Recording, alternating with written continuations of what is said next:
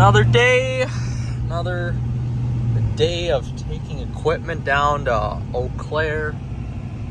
Got my sprayer along with me. Tracking this trip actually to see what I get for gas mileage and kind of right now you can see I just started, and let's see here, just want to see what I get for gas mileage.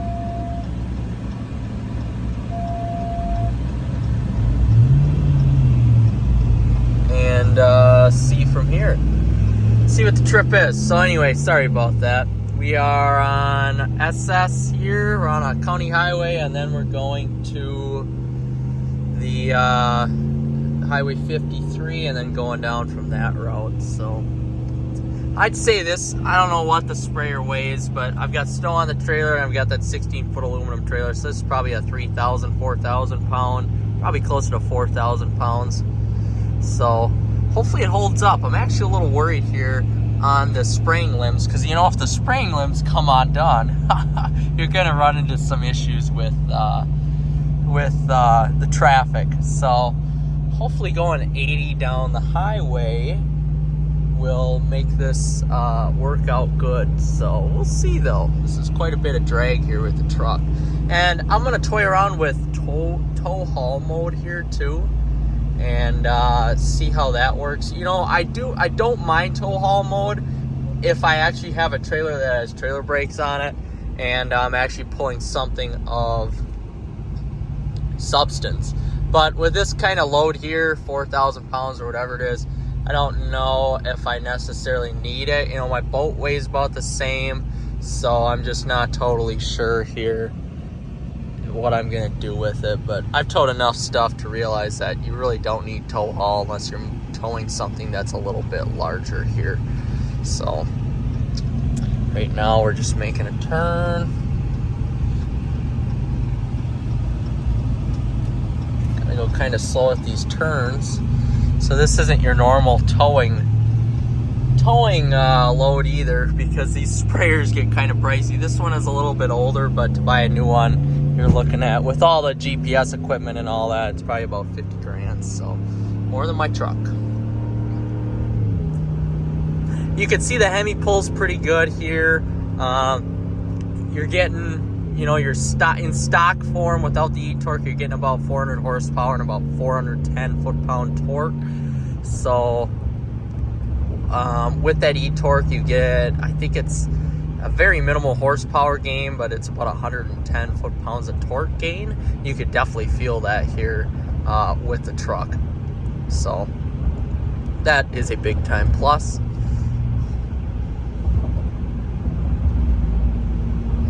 And we want to go to 53 South.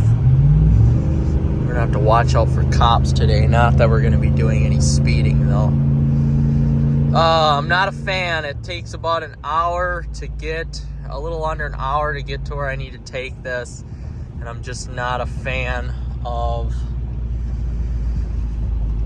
driving all the way down to get it serviced and then driving back, because that's a lot of money in gas. Gas is $3.50, so it's not terrible. But when you have a truck that gets minimal gas mileage when you're towing something, that goes for any vehicle, for any matter, that kind of sucks. But I'm sure we're gonna see a lot of snowmobile trailers on the road here today, and some semis, so we'll see what's going on. Beautiful morning out though. Watching that gas go down. Got about 3/4 of a tank when I started, maybe a little under. And it's about redline right now.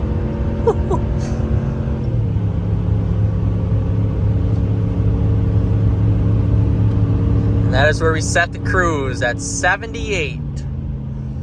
So everything seems to be going fine with the trailer so far. This is definitely the fastest that little Cushman's ever moved out in the open. So we'll see. Right now we're getting about 7.2, but there's a lot of acceleration there. One thing I gotta say, you can't beat that naturally aspirated power, especially at a lower elevation. So, you know, you can get, I know Toyota came out with I believe a hybrid powertrain, pretty powerful turbocharged hybrid powertrain. And of course Ford has their EcoBoost, but you really cannot beat a Hemi powered V8 or just even a naturally aspirated V8. That's something that is tough to beat, especially at lower elevation levels. The torque that you get off the line is pretty much second to none.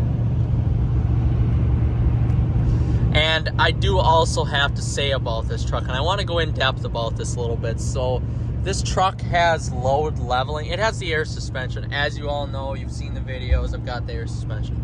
So when I put a heavier load like that on with a trailer that has snow in it, snow and ice, and then this, so you're talking about 4,000 pounds,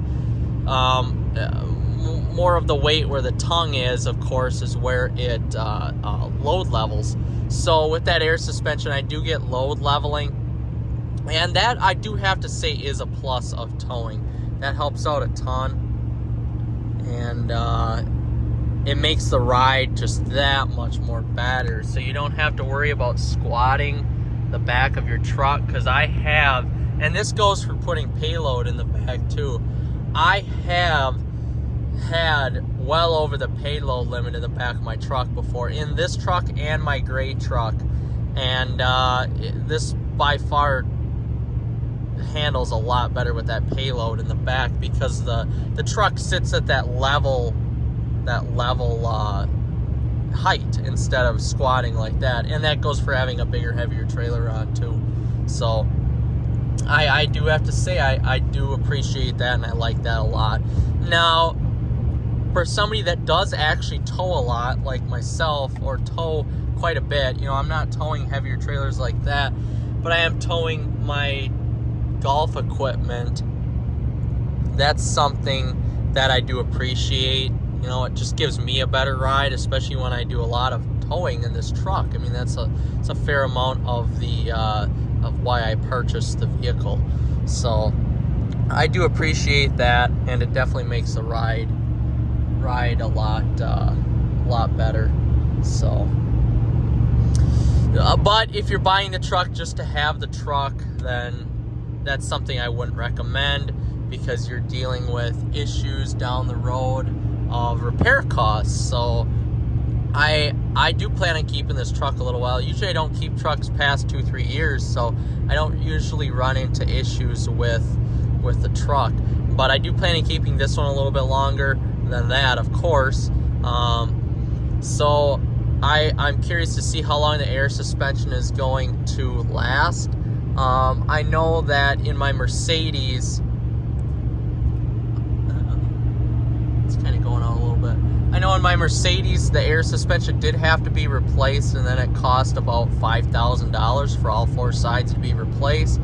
So I'm hoping that that isn't the case with this truck. Time will tell, though. Time will tell.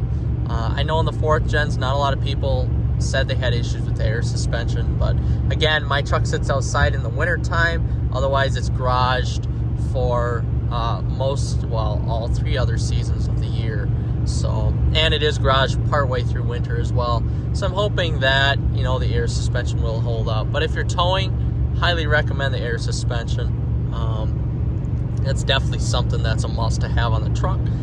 If you're just driving the truck just to have the truck, it's not worth it. You don't need the air suspension. It's just an added on feature. But for towing a heavier load like a camper or whatever, or a skid steer, especially the skid steer, that works fantastic.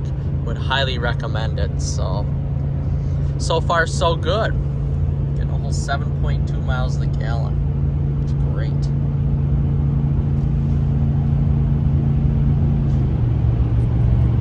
We're gonna catch up here in a little bit. So we're just about here, a couple miles away. I did slow down to 70 because I see I've had some issues with that kind of tarp-like fabric on the side of the sprayer going down the road, although I wasn't too worried about that anyway, because I am fully bundled up when I apply chem and FERT anyway. That can be fixed. But I was going about 78. I averaged about 7.5 miles per gallon, and now you can see I've been going a little bit slower. 70, which I hate to go this slow because I've got places to be and shit to do. But I'm getting about 8.3, and it's steadily going up, so that is good. 8.3 isn't bad, although this does have such a big drag on it. When I pull the side-by-side I used to have, or any other heavy thing, I've gotten about 8 to 9, even with the boat getting about 8 to 9, going about 80 miles an hour. So this must have a lot of drag to it here, and thus why I'm getting less MPG. But most of the time I've been in 7th gear. On the downhills I've been into 8th, and when I slow up a little bit I'll also go into 8th gear now. But I mean, the gas mileage is the gas mileage, so we're at about 8.3, towing a high drag of probably 4,000 pounds total, with the sprayer and the trailer being full of snow. So it's kind of where we're at with it so far. Making our way back home, we got 8.6 miles per gallon on the way down here. And that trip, let's just take a look at that trip information here. Let's see, 51 miles at 8.6. It took 49 minutes to get down, so not bad. I blew through about a quarter of a tank of gas. So now we're making our way back, and we're getting 8.6 now. I got some stops to make in town, and then we're gonna see what we get. So kind of watch out for the roads here. That is where we are at. Touch base when we get closer to home. We're coming to the end of the trip. I went about 78 on the way home, and got about 9.5 miles per gallon. Total trip with trailer on the back, and sometimes towing with it, sometimes not. So we went about 93 miles, got 9.6 miles to the gallon, and that was about it. Now, we did do some in-town driving there, and I would say about 10 miles of that was in-town driving. The rest was on the freeway. So, and going anywhere from 70 to 80, I would say, on the highway, with mixed towing conditions. You know, half of that was going down Tow Claire with about 4,000 pounds, and the other half was just the trailer on covered with snow. So I'd say that would be about 1,000 pounds there in total. You know, those are just estimates, but anyway, that's what I got. So of course, much better with the trailer on. Wind today is basically nullified. Much better, you know, without the weight on, although that was about 7.5 MPG, and then coming back was about 9.5 total. So not great, but that's a truck, so that's kind of what you get when you get a truck. But hopefully this kind of helps. Again, this is about 4,000 pounds MPG towing, or 4,000 pounds of weight towing at about 9.5 MPG. So the truck, it's a gas hog, but that's with any truck. That's with any large SUV or truck, you're gonna have that issue. So overall, though, you get a really comfortable ride. Just got to bring some cash with you to fill up that goddamn fuel gauge. But other than that, that's about it. That's the observed miles per gallon with the truck.